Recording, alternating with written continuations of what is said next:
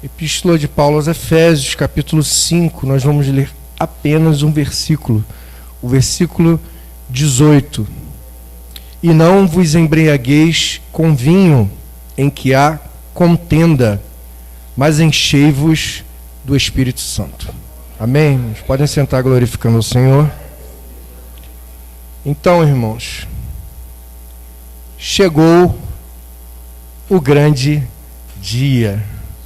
O dia de falar de um dos assuntos mais polêmicos no meio cristão. Álcool, né? Mais conhecido no Rio de Janeiro como cachaça, né? Carioca gosta de uma cervejinha, né? Gosta de um churrasco no final de semana. Tem gente que deixa até de vir na igreja domingo porque passou o domingo inteiro na praia bebendo cerveja. Quem fala, não vou. Pelo menos essa reverência tem, né, irmão? Não vai chegar, né, tocado na igreja. Mas pelo menos essa reverência tem. Irmãos, me chama a atenção que a Bíblia diz, e não vos embriagueis com vinho. E essa semana eu conversando com uma amiga, ela até comentou. Mas ela só comentou essa primeira parte do versículo. Isso me chamou a atenção. Porque não foi a primeira vez que eu ouvi dessa forma. Não foi a segunda, não foi a terceira, foi a enésima vez que eu já ouvi dessa forma. Os cristãos que se justificam, que acham que não tem problema porque bebem, a justificativa deles é que eles não se embriagam. Tudo bem, até aí, né? O irmão ele não tinha o conhecimento. Essa palavra não é para apontar dedos, não é para acusar, não é para julgar. Essa palavra é para te dar conhecimento. E a partir do conhecimento, julgue você as suas atitudes com Deus. E entenda se o que você está fazendo é correto ou não. O original em grego para embriaguez, irmão, sabe, eu gosto. Né? Tem que ir no original, irmão. Né? A palavra foi escrita originalmente com uma intenção, certo? Então, o original em grego é o verbo metusko. E esse verbo significa intoxicar, se intoxicar. E aí eu te pergunto, se intoxicar ou se contaminar? Tá? Se você pega uma vodka, né, que eles têm aquele shotzinho, tequila e tal, você joga aquela tequila para dentro. Dá 2 segundos, 2 minutos, o corpo já dá aquele calor, né, irmão? Intoxicou ou não? Contaminou ou não? É o mesmo efeito, creio eu, porque tem muitos anos já que eu não bebo, mas eu posso contar um testemunho dessa época que eu tinha acabado de parar de beber, que uma taça de vinho seja suficiente para também intoxicar.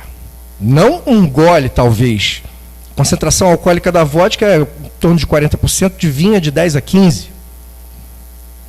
Então, muitos cristãos também chegam ao extremo de usar o exemplo da Santa Ceia do Senhor. Falar que Jesus bebia vinho porque na Santa Ceia... Irmão, foi um gole. E era o suco puro extraído da fruta. Fermentado diferente da maneira como é feito hoje. Um gole daquele suco, daquele vinho, creio eu, não seja o suficiente para intoxicar. Aí eu quero perguntar para os irmãos que têm hábito, né, principalmente quem está nos ouvindo na internet, que tem o hábito de tomar uma tacinha de vinho, se um gole vai saciar a sua vontade de beber vinho.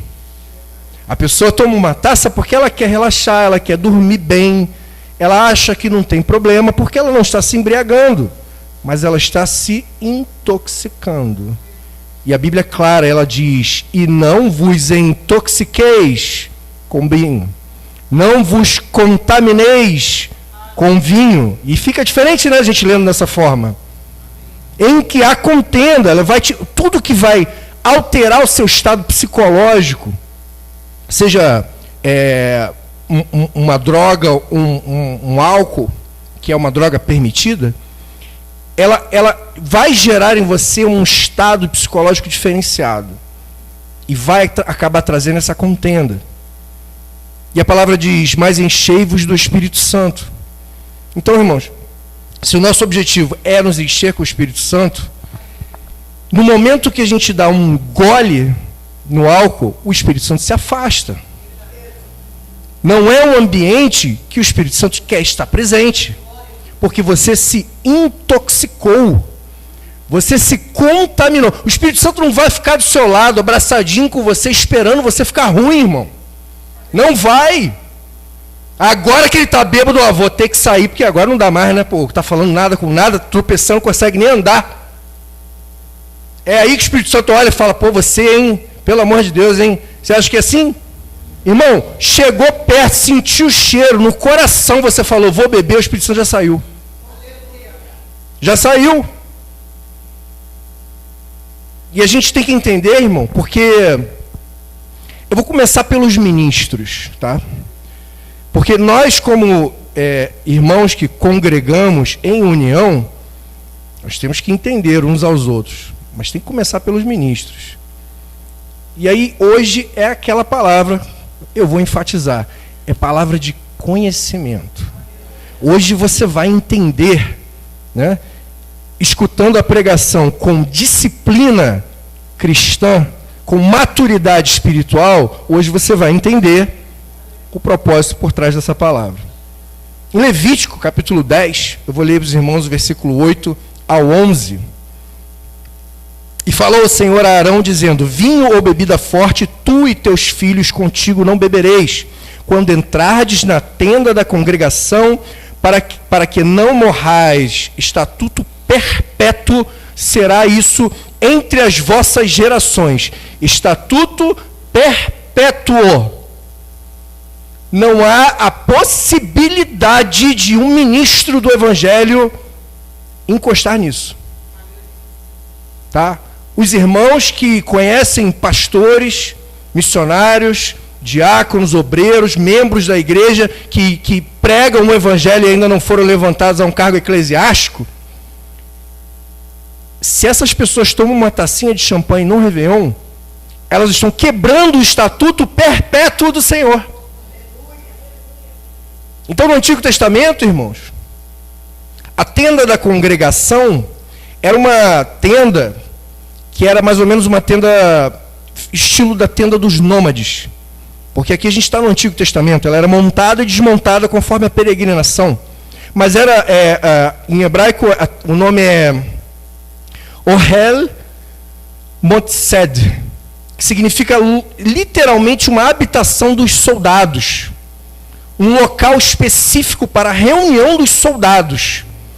Agora, por que soldados?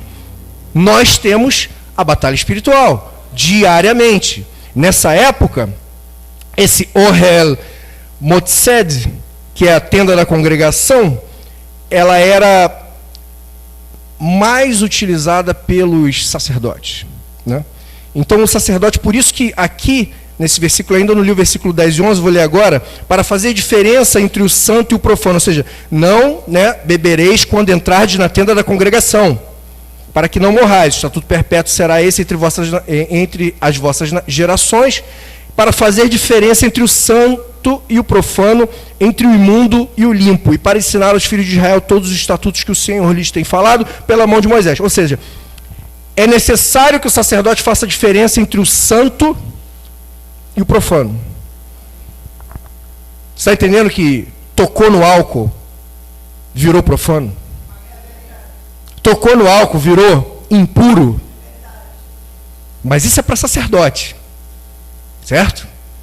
E aqui, um pouco antes em Levítico, no capítulo 6, no versículo 13, o fogo arderá continuamente sobre o altar, não se apagará. Antes, no versículo 12, diz, o fogo, pois, sobre o altar arderá nele, não se apagará, mas o sacerdote acenderá a lenha nele a cada manhã, sobre ele porá em ordem o holocausto, e sobre ele queimará a gordura das ofertas pacíficas.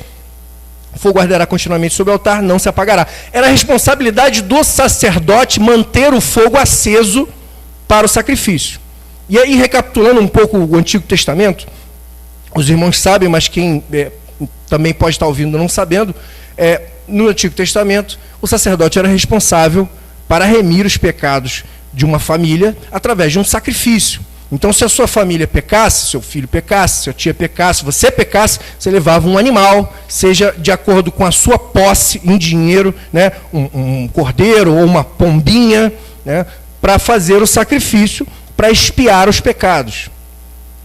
Jesus veio e ele se entregou por nós.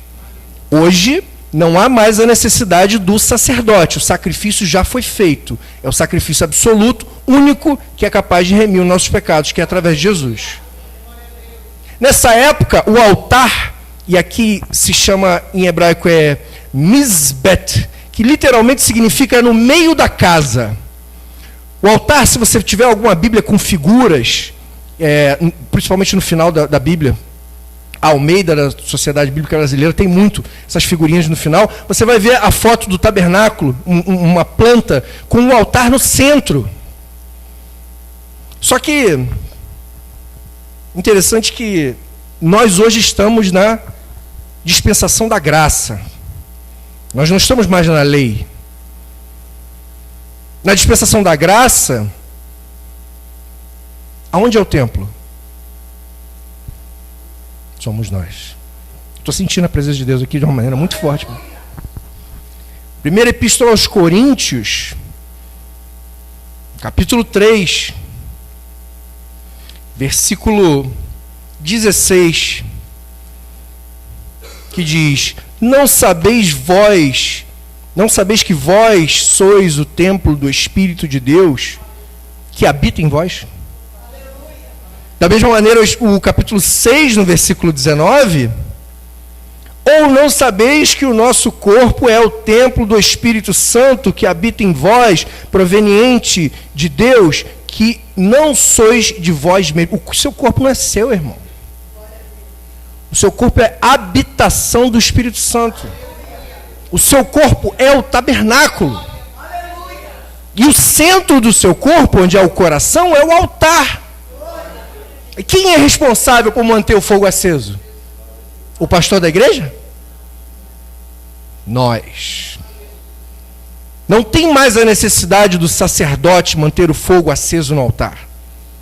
Jesus é o sacerdote. Jesus é rei. Jesus é o profeta. Ele deu a sua vida por nós. Então nós somos responsáveis para manter o sacrifício, né, no nosso coração, o sacrifício vivo, o altar aceso constantemente. E aí, no momento que você se aproxima de uma bebida alcoólica, você está transformando o seu templo em profano, o seu coração em impuro, e está deixando o fogo apagar. E a gente está fazendo aqui uma associação, irmãos, do que está escrito na palavra de Deus. Esse centro é necessário manter ele aceso, seja no Antigo Testamento, na dispensação da lei, pelo sacerdote com fogo no altar, seja na dispensação da graça que vivemos hoje, com um sacrifício vivo e voluntário, que somos nós, através do nosso coração, a nossa renúncia das coisas do mundo. Então, irmãos, é importante que a gente tenha em mente que existem duas coisas que nós temos que fazer constantemente durante a nossa vida na terra, antes da gente chegar na glória. São duas lutas muito importantes, né? E aí eu fiz o paralelo com a habitação do soldado, né? A tenda do tabernáculo. A tenda hoje é você. O soldado hoje é você, o sacerdote é Jesus, e o sacrifício, quem tem que manter aceso é você. Aleluia. Essa luta espiritual que nós vivemos e carnal, eu quero classificar de duas maneiras. Você tem que constantemente lutar contra a carne e constantemente lutar a favor do Espírito. Contra a carne e a favor do Espírito. Veja bem, eu quero fazer uma observação. Quando Paulo diz que nossa luta não é contra a carne, nem contra o sangue, mas contra as potestades e principados que habitam nas regiões celestiais, ele está querendo dizer, irmão, da carne do lado, do vizinho, tá? Não está falando da sua, não. Vamos deixar isso bem claro. Está falando daquele chefe chato que fica te dando um monte de tarefa para você ficar mais tempo no trabalho, não paga a tua hora extra e não está nem aí se você tem família ou não. Está falando contra aquela pessoa que quer te derrubar no trabalho para você ser demitido e ela pegar a tua posição. Está falando daquele parente chato que fica falando mal de você na reunião familiar porque ele não concorda com o estilo de vida do cristão. Essas pessoas, não é contra elas que você tem que lutar. É contra o espírito que habita nelas. É isso que Paulo está dizendo. Tá? O demônio que está agindo na vida daquela pessoa, é contra ele que você tem que lutar. Não contra a pessoa em si. Mas eu quero deixar bem claro que a nossa luta pessoal para manter o altar aceso é contra a carne e a favor do espírito. Porque a gente precisa juntar, irmãos, tesouros no céu. Onde a traça e a ferrugem não consomem, e nem o ladrão rouba. Então, aqui na epístola dos Tessalonicenses, capítulo 5, do versículo 3 ao 6, eu quero ler para os irmãos.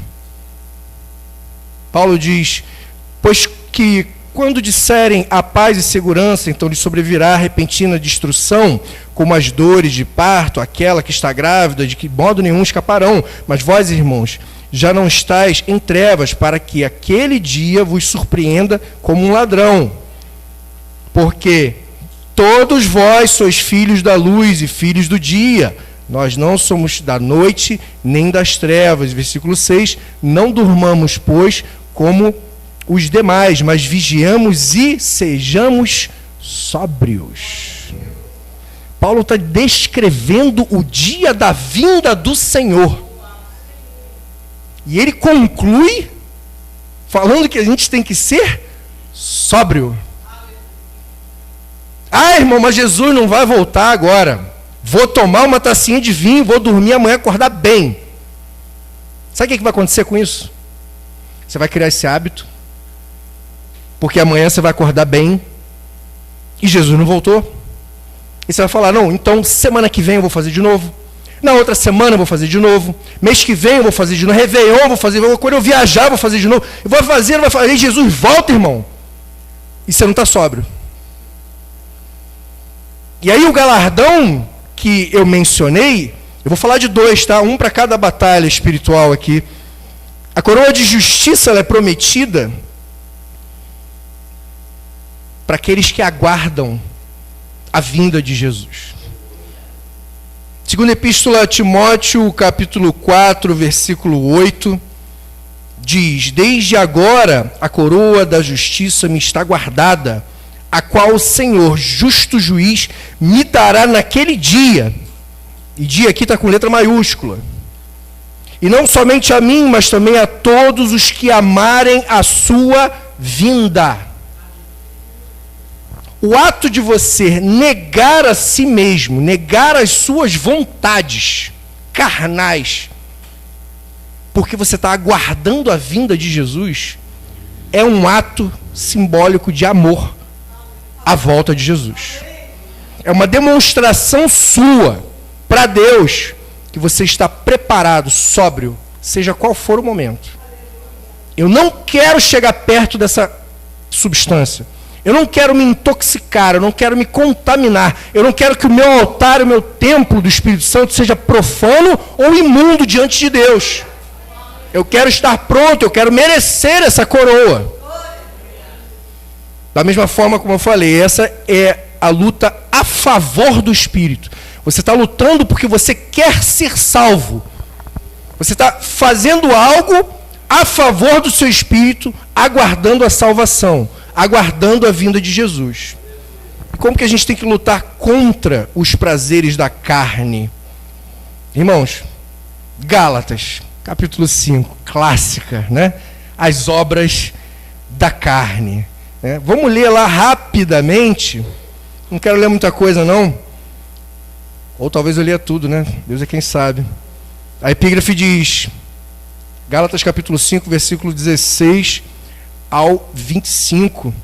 A epígrafe diz: as obras da carne e o fruto do Espírito. O fruto do Espírito é no singular que contém 9 características. Se você não tem uma das 9 características, você não tem o fruto do Espírito. Mas as obras da carne são múltiplas, você pode fazer qualquer uma delas. E aí Paulo diz, digo, porém, andai em espírito, e não cumprireis a concupiscência da carne, porque a carne cobiça contra o espírito. A carne ela vai fazer você lutar contra o seu espírito. É um conflito eterno. Eu costumo dizer que tinha, na época que eu estava no mundo, tinha um ditado sobre o sábio chinês, né, que falava sobre, existem 2 cães dentro de mim. Eu transformei esse ditado porque a gente precisa. Existem 2 seres dentro de você, carne e espírito. Qual que é mais forte? Aquele que você alimenta mais. É simples, direto, objetivo. Então, aqui Paulo está dizendo, porque a carne luta contra o espírito, e o espírito contra a carne, e eles se opõem um ao outro, para que não façais o que quereis. Então, quando o seu espírito está forte, querendo algo, tua carne vai lutar contra. Vai te dar vontade de fazer besteira. Quando tua carne está forte e você está em pecado, o teu espírito vai ficar, tá errado, hein?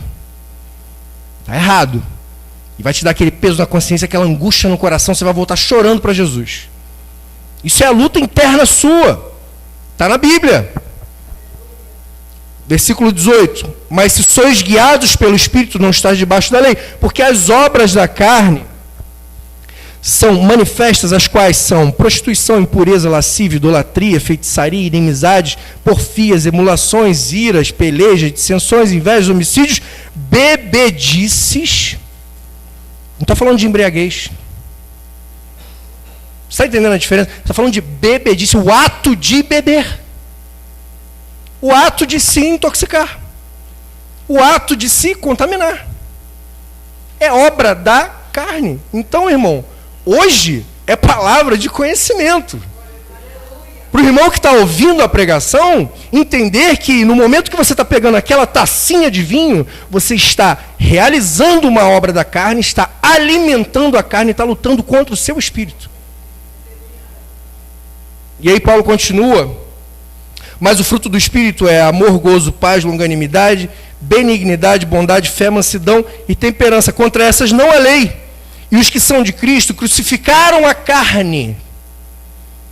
É a maior prova de que você é de Cristo é quando você sacrifica a sua carne, é o sacrifício vivo e voluntário, né? E nega as vontades da carne para fortalecer o espírito. Sacrificam a carne com as suas paixões e concupiscências. Versículo 25. Se vivemos no espírito, andemos também no espírito.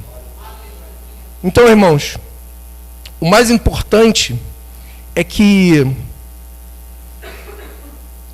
eu chego num momento que eu também ouvi um comentário seguinte: mas eu vou continuar bebendo porque eu não me embebedo, eu não fico bêbado, eu não tenho problema com álcool, eu tomo uma taça e não sinto nada. E aí a pessoa continua. Mas sabe o que a Bíblia diz? 1 Coríntios, capítulo 8, do 7 ao 13. Aqui, essa passagem fala sobre resposta à pergunta acerca das carnes sacrificadas aos ídolos. Está falando sobre manjares dos ídolos. Eu quero que os irmãos entendam o que é um manjar de um ídolo. Versículo 7. Mas nem em todos há conhecimento, ou seja, nem todos os irmãos cristãos e não cristãos há o conhecimento. Esse conhecimento que a gente está absorvendo hoje, tá? Nem todos há conhecimento, porque alguns até agora comem no seu costume para com o ídolo, coisas sacrificadas aos ídolos. E a sua consciência, sendo fraca, fica contaminada. Ora, o manjar não nos faz agradáveis a Deus, porque se comemos, nada temos demais. E se não comemos, nada nos falta. Mas vede que essa liberdade não seja de alguma maneira nenhuma escândalo para os fracos. Presta atenção. Porque se alguém te vir a ti, que tem ciência, sentado à mesa do templo dos ídolos, não será a consciência do que é fraco induzida a comer das coisas sacrificadas aos ídolos? Então, se você está sentado numa mesa dos ídolos, tá? Só acompanha o raciocínio que você vai entender onde eu quero chegar. Sentado comendo aquela coisa oferecida para os ídolos. Passa um cristão, novo convertido.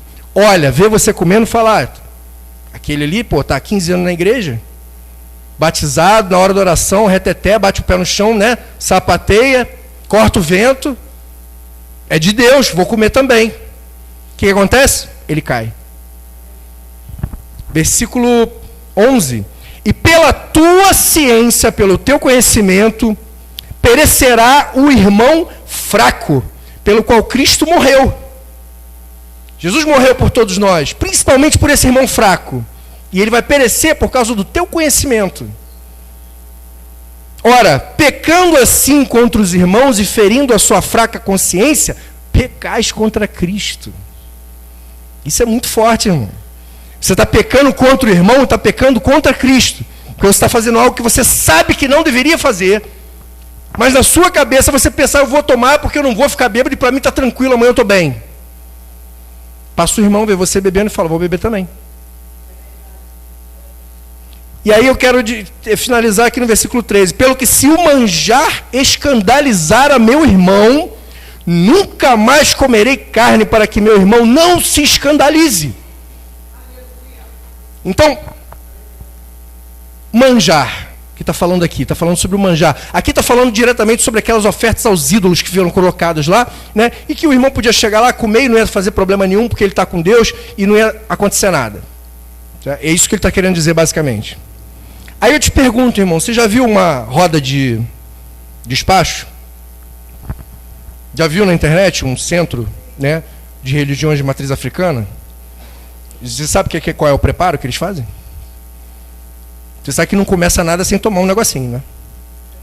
Acender o charuto, cigarro à vontade, bebida de graça, e começa, né? Aquela bebida não para a noite inteira. Ah, irmão, mas eu estou indo no bar, não estou bebendo a bebida da macumba. É manjar dos ídolos. É manjar dos ídolos. E se você fizer isso, com a sua ciência de que nós não devemos fazer isso, porque nós temos que lutar contra a carne, e o irmãozinho vê você fazendo, você vai fazer o irmão cair por causa da tua ciência. E por causa do teu conhecimento, você vai pecar contra o irmão e contra Cristo. É isso que a palavra está dizendo. Por isso Paulo fala, se o manjar escandalizar ao meu irmão, eu não vou comer mais esse manjar. Se o álcool vai fazer qualquer pessoa interpretar errado aquilo que eu estou fazendo, eu não posso me aproximar disso. Eu escolho o sacrifício da carne.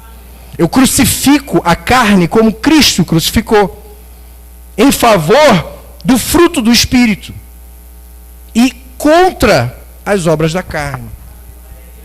Dessa forma, irmãos, eu queria voltar, e aqui eu termino, no versículo que a gente leu, no início dessa palavra.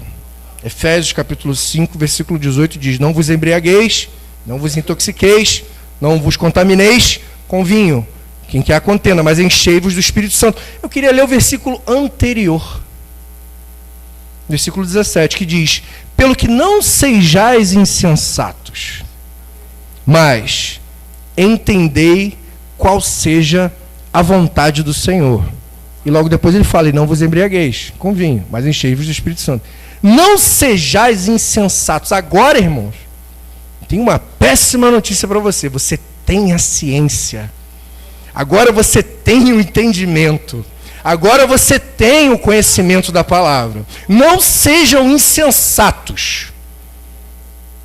Porque agora você sabe que você tem que lutar contra a sua carne, a favor do seu espírito, mantendo o altar sagrado e santo, evitando se contaminar com o profano e o impuro, sendo o sacrifício vivo no seu coração, mantendo a chama acesa, aguardando a vinda de Jesus e tendo a coroa incorruptível. Essa coroa eu não mencionei, mas ela está em 1 Coríntios capítulo 9, versículo 25, que fala sobre a coroa incorruptível.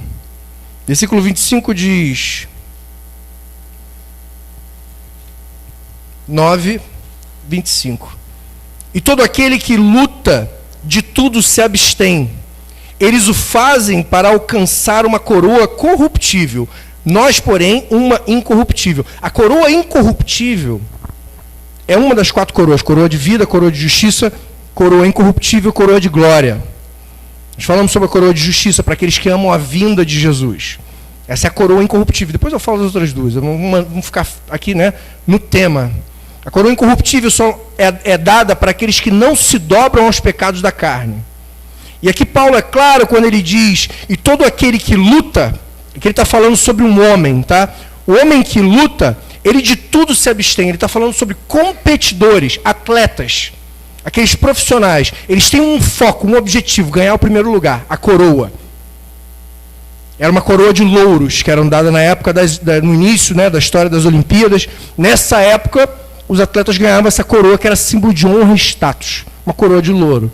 E eles lutam por uma coroa corruptível. E é isso que Paulo diz. Mas quando eles lutam, para eles alcançar essa coroa corruptível, eles têm que se abster de tudo. Vou ler de novo. Todo aquele que luta, de tudo se abstém.